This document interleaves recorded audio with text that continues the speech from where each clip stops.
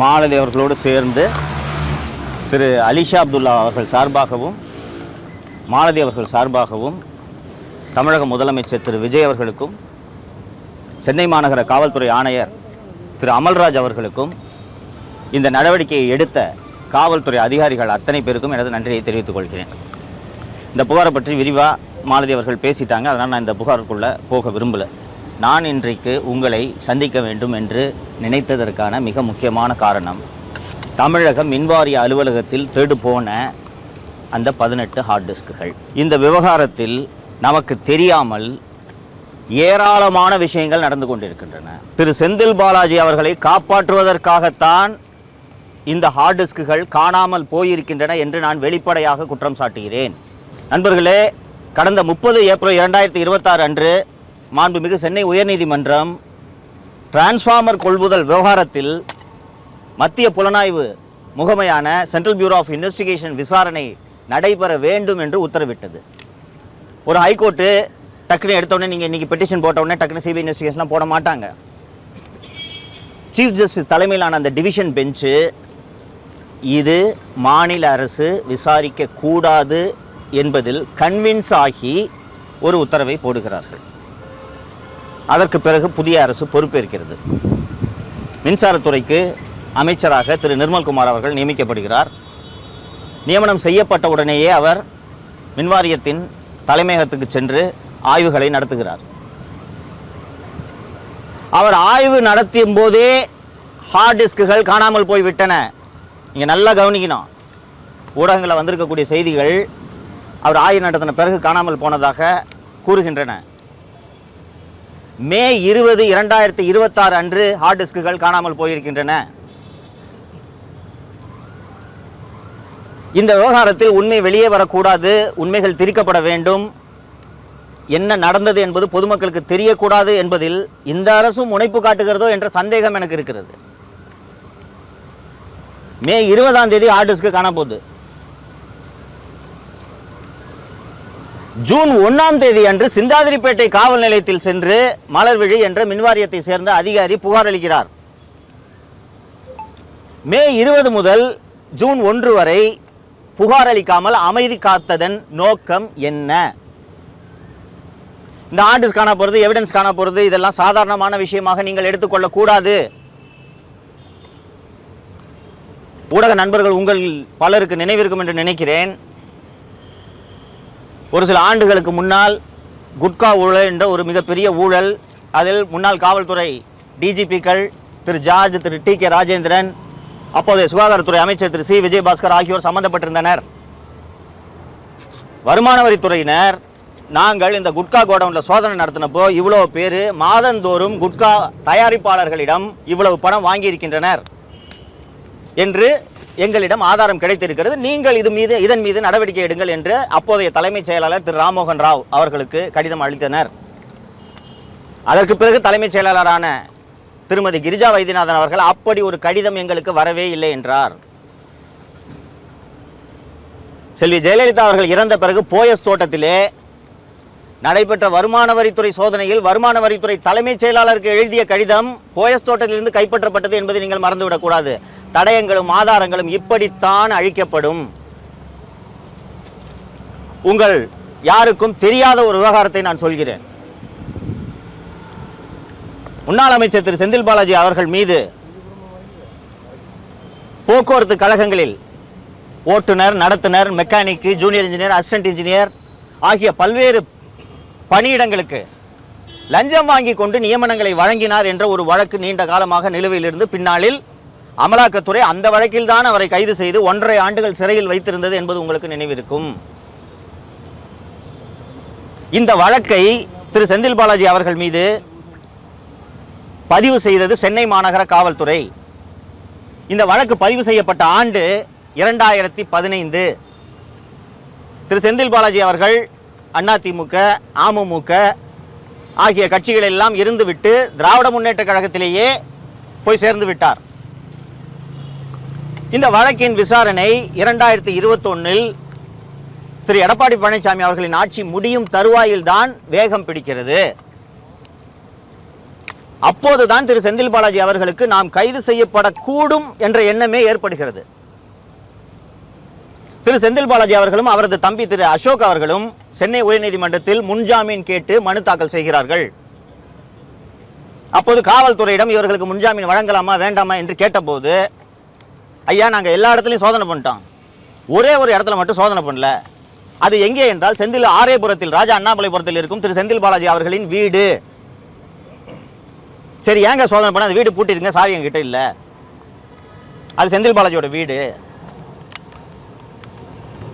அந்த வீட்டோட சாவியை கொடுக்க சொல்லுங்க, சோதனைக்கு ஒத்துழைப்பு கொடுக்க சொல்லுங்க, அதுக்கப்புறம் முன்ஜாமீன் கொடுக்கறதா இல்லையான்றதை நீதிமன்றம் முடிவு பண்ணுங்கன்னு சொல்லும்போது, மாண்புமிகு நீதியரசர் திரு ஆதிகேசவல் அவர்கள் செந்தில் பாலாஜி தரப்பினரை பார்த்து, அந்த வீட்டோட சாவியை கொடுக்குறீங்களா, 100 CRPC படி உடைச்சு சர்ச் பண்ண சொல்லவா என்று கேட்கும் பொழுது, செந்தில் பாலாஜி தரப்பில் நாங்கள் சாவியை கொடுத்துறோம், எங்களுக்கு முன்ஜாமீன் கொடுங்க என்று கூறுகிறார். சென்னை மாநகர காவல்துறையில் சென்ட்ரல் கிரைம் பிரான்ச்சில் அப்போது இருந்த ஒரு அற்புதமான புலனாய்வு குழு அந்த வீட்டை திறந்து சோதனையிட்ட போது 5 மொபைல் போன்கள், 2 ஹார்ட் டிஸ்குகள், 5 பென்டிரைவ்கள் கைப்பற்றப்படுகின்றன. அந்த ஹார்ட் டிஸ்குகளில் கிட்டத்தட்ட 8000 நியமனங்கள், 8000 நியமனங்களும் பணத்தை வாங்கி கொண்டு செய்த நியமனங்கள், 8000 நியமனங்களை செய்ததற்கான தடயங்கள் அந்த ஹார்ட் டிஸ்கில் இருந்தது. அந்த பென்டிரைவ்ல managing director of metropolitan transport corporation போட வேண்டிய நியமனங்களை செந்தில் பாலாஜி அவர்களின் தம்பி அசோக் இமெயில் மூலம் அனுப்பியது தெரிய வந்தது. இந்த அத்தனை ஆதாரங்களும் அந்த ஹார்ட் டிஸ்கில் இருந்தன. அந்த ஹார்ட் டிஸ்குகள் தான் இன்று வரை செந்தில் பாலாஜி வழக்கை எதிர்நோக்க காரணமாக அமைந்திருக்கிறது என்பது உங்களுக்கு சொல்லுவதன் மூலம் இப்போது மின்வாரியத்தில் காணாமல் போன ஹார்ட் டிஸ்குகளின் முக்கியத்துவம் என்ன என்பதை நீங்கள் புரிந்து கொள்ள வேண்டும் என்று நான் நினைக்கிறேன். ஃபர்ஸ்ட் அமைச்சர் அவர்கள் டைம்ஸ் ஆஃப் இந்தியாவில் நேற்றைக்கு முன்தினம் முதல் பக்கத்தில் ஹார்ட் டிஸ்குகள் காணாமல் போயுள்ளன, 7வது 8வது 9 மற்றும் 10 5 7 8 10 ஆகிய மாடிகளில் உள்ள கணினிகளிலிருந்து ஹார்ட் டிஸ்குகள் காணாமல் போயிருக்கின்றன என்று டைம்ஸ் ஆஃப் இந்தியாவில் செய்தி வந்த பிறகு அமைச்சர் பத்திரிகையாளர்களை சந்திக்கிறார் இல்லைங்களா? இது ஒரு வெளிப்படையான அரசு, ஜீரோ கரப்ஷன், டிரான்ஸ்பரண்டா இருக்கும் என்று மாண்புமிகு முதலமைச்சர் அவர்கள் சொல்வதை நானும் நம்புகிறேன், நீங்களும் நம்புகிறீர்கள். ஆனால் டைம்ஸ் ஆஃப் இந்தியாவில் செய்தி வந்த பிறகு அமைச்சர் அவர்கள் செய்தியாளர்களை சந்தித்து, ஆமாங்க ஹார்ட் டிஸ்க் காண போயிருக்குங்க, சரி என்ன சார் பண்ணீங்க, நாங்கள் சிந்தாதிரிப்பேட்டை காவல் நிலையத்தில் புகார் அளிச்சிருக்கோம். நண்பர்களே, தமிழ்நாட்டில் இன்வெஸ்டிகேஷனுக்கு என்றே இருக்கக்கூடிய பிரத்யேகமான ஏஜென்சி கிரைம் பிரான்ச் சிஐடி. இந்த வழக்கை கிரைம் பிரான்ச் சிஐடி விசாரிக்க வேண்டும் என்றால் ஆமாம் விசாரிக்க வேண்டும். சிந்தாதிரிப்பேட்டை போலீஸ் ஸ்டேஷனில் போய் நீங்கள் கம்ப்ளைண்ட் கொடுத்தீங்கன்னா அவங்க பந்தோபஸ்து பார்ப்பாங்களா, இன்வெஸ்டிகேட் பண்ணுவாங்களா? அப்போ உங்களுக்கு இந்த காணாமல் போன ஹார்ட் டிஸ்குகளை கண்டுபிடிக்க வேண்டும் என்ற எண்ணம் இருக்கிறதா இல்லையா? நண்பர்களே, அந்த காணாமல் போன ஹார்ட் டிஸ்க் தொடர்பாக இன்னும் ஒரு அதிர்ச்சிகரமான விஷயத்தை சொல்கிறேன். மின்சாரத்துறையில் மின்வாரியத்தில் விஜிலன்ஸ் என்று ஒரு பிரிவு இருக்கிறது. அது மின்சார திருட்டை கண்டுபிடிக்கிறதுக்கான பிரிவு. ஒரு லிமிட்டட் ஸ்ட்ரெங்த்தில் தான் அது பணியாற்றுகிறது என்றாலும் அதன் தலைமை பொறுப்பில் இருக்கக்கூடியவர் கூடுதல் டிஜிபி அந்தஸ்தில் இருக்கக்கூடிய ஒரு அதிகாரி. இப்போது அந்த பதவியில் இருப்பவரின் பெயர் திரு ஆயுஷ்மணி திவாரி. நண்பர்களே, அவருடைய அலுவலகத்தில் இருக்க ஹார்ட் டிஸ்கை காணாங்க. அப்போது மின்சாரத்துறை அமைச்சர் திரு நிர்மல்குமார் அவர்கள் என்னதான் ஆய்வு செய்தார்? Sir, April 30 Madras high court division bench CBI investigation transformer கொள்முதல் சிபிஐ இன்வெஸ்டிகேஷன் போட்டிருக்குங்க.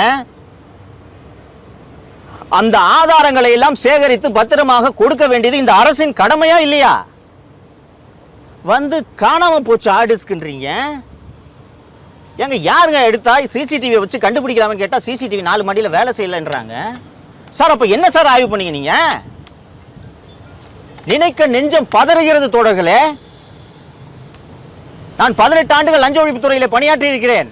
ஒரு அரசு அலுவலகத்தில் இப்படி ஆவணங்கள் காணாமல் போகாது.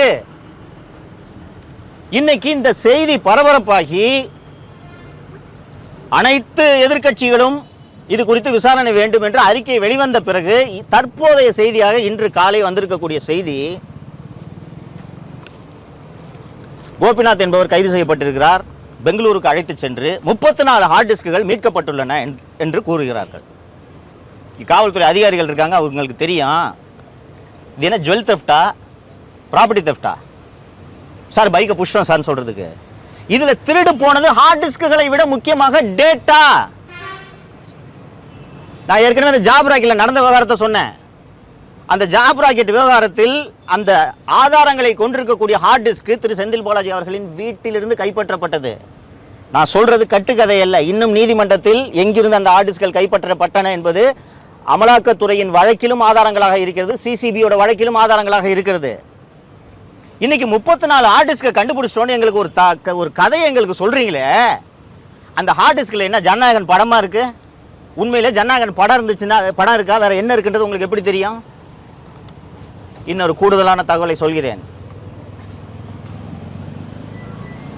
காணாமல் போக வேண்டியது அல்லது காணாமல் போக அடிக்க வேண்டும் என்று இவர்கள் நினைத்தது ஒரே ஒரு ஹார்ட் டிஸ்க், ஒரே ஒரு ஹார்ட் டிஸ்க். அந்த ஒரு ஹார்ட் டிஸ்கை மட்டும் திருடுனா அந்த ஒரு ஹார்ட் டிஸ்கில் என்ன இருக்குன்னா, கடந்த 5 ஆண்டுகளாக தனியாரிடமிருந்து மின்சாரம் வாங்கியதில் நடைபெற்ற அந்த ஆதாரங்கள்,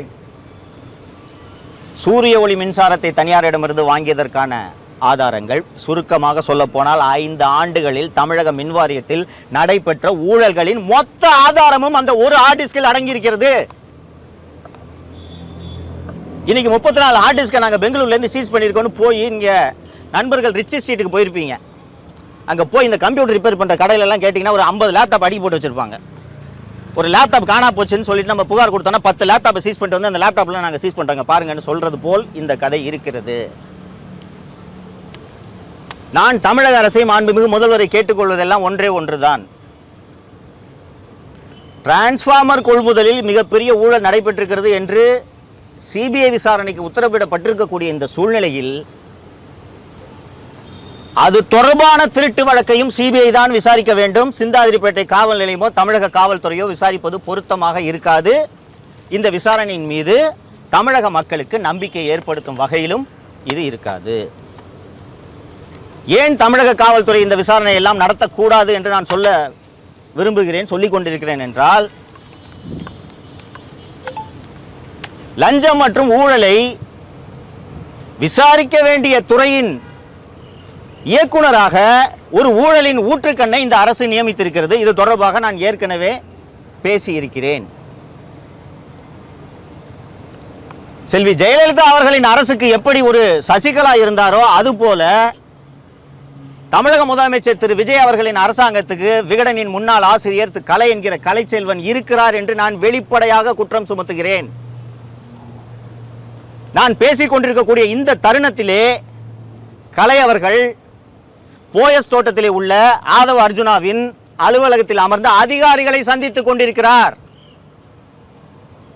செல்வி ஜெயலலிதா அவர்களின் அரசாங்கத்தில் ஒரு நல்ல விஷயம் என்னன்னா, சசிகலா செய்யும் தவறுகளை உளவுத்துறையின் மூலமாக கண்டறிந்து செல்வி ஜெயலலிதா அவர்களே நிவர்த்தி செய்வார். அந்த ஆட்சி காலத்தில் நீங்கள் பார்த்துருப்பீங்க, திடீர்னு கமிஷன் மாற்றப்படுவார், திடீரென்று உளவுத்துறை ஐஜி மாற்றப்படுவார், திடீரென்று டிஜிபி மாற்றப்படுவார், அமைச்சர்கள் மாற்றப்படுவார்கள். இது என்னவென்றால் சசிகலாவின் பரிந்துரை உண்மையா இல்லையா, சரியா இல்லையா என்பதை உளவுத்துறையின் மூலமாக கண்டறிந்து மாற்று நடவடிக்கையை எடுப்பார். நான் தூய ஆட்சியை தருவேன், 1 ரூபாய் கூட யாரையும் திருட விட மாட்டேன், ஏற்கனவே திருடியவர்களை தண்டிக்காமல் விட மாட்டேன் என்று திரு முதலமைச்சர் விஜய் அவர்கள் சொன்னது எனக்கு உள்ளூர மகிழ்ச்சி அளித்தது. குறைந்தபட்சம் ஏற்கனவே திருடியவர்கள் மாட்ட வேண்டுமா இல்லையா? அப்படி அந்த திருடர்களை பிடிக்க வேண்டிய ஒரு துறையின் இயக்குனராக ஊழலின் ஊற்றுக்கண்ணாக இருக்கக்கூடிய திரு அருண் அவர்களை கலைச்செல்வன் அவர்களின் பரிந்துரையில் தான் இந்த அரசு நியமித்தது.